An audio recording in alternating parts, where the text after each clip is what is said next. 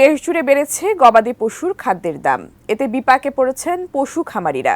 সম্প্রতি হয়ে যাওয়া বন্যার কারণে খড়ের সংকট তীব্র আকার ধারণ করেছে, যার প্রভাব পড়েছে ছোট বড় সব ধরনের খামারে। ফলে মাংস ও দুধ উৎপাদনও ব্যাহত হওয়ার আশঙ্কা করছেন অনেকে।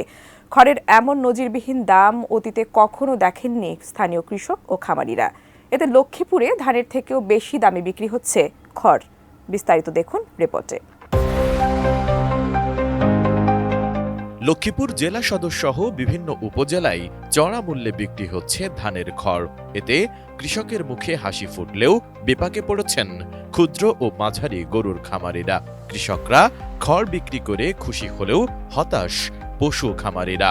ধান বা এ ধরনের খাদ্যশস্য মাড়াই করার পর পাওয়া এ অবশিষ্ট অংশই এখন অনেক জায়গায় ধানের থেকেও বেশি দামে বিক্রি হচ্ছে।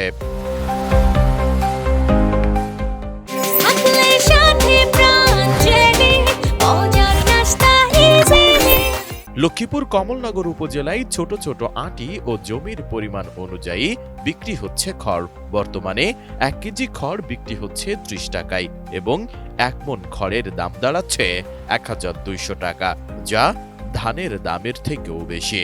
যেখানে 1 মণ ধান বিক্রি হচ্ছে 1000 টাকা থেকে একটু বেশি। চলতি মৌসুমে 160 শতক জমিতে ধান চাষ করেছেন কৃষকরা। তারা আশা করছেন জমিতে 50,000 টাকার ধান পাবেন, কিন্তু ইতোমধ্যে জমির খড় বিক্রি করে ফেলেছেন 70,000 টাকায়। গত নভেম্বরের শেষ সপ্তাহে খামারিরা বাড়িতে গিয়ে খড়ের আগাম দাম দিয়ে গেছেন। গত বছর একই জমির খড় বিক্রি করেছিলেন 5,000 টাকায়।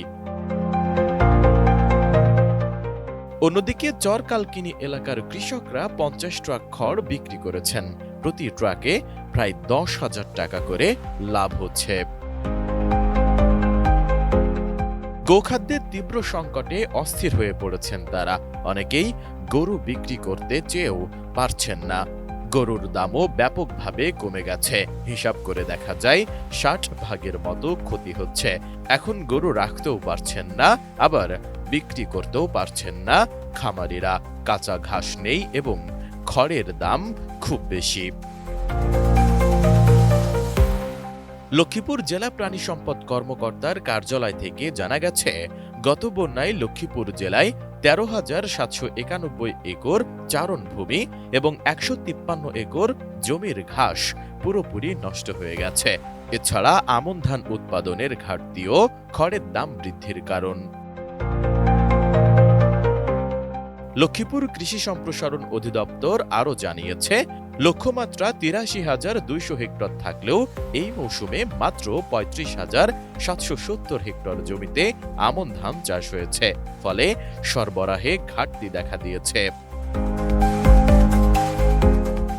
এছাড়া নওগাঁ, কুড়িগ্রাম, বগুড়া, খুলনা সহ বাংলাদেশের অধিকাংশ জেলায় এবার খড়ের দর চড়া। Desk report, ATN news.